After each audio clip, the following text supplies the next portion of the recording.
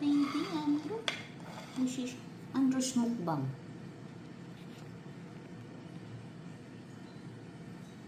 Dito tayo, bro. Dito tayo, bro. Adjust tayo, bro. Adjust. Ayan.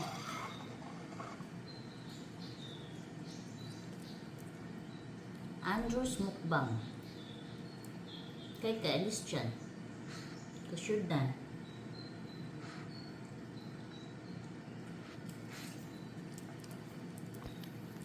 Og diri mga palangga, si Andrew og si Kai, every morning hand video na sila. Kay kaning mga iroa makitag pagkaon. Uy, mag-iyahay og panagan. Ipalasa ng ubang iro ang makitag pagkaon. Dasmag dayon kani silang duha, Ginoo ko very picky.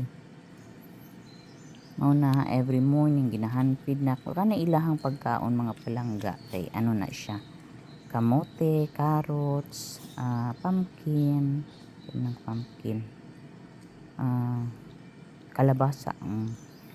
kalabasa unya malunggay.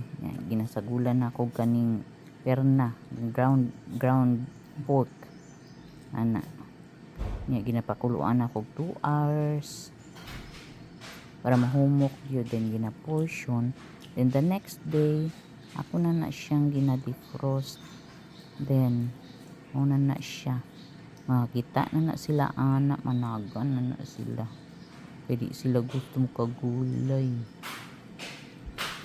Twice a day na ako na sila ginakapakaon mga palangga, kay kung di po pakanon mo twice a day wala sila breakfast.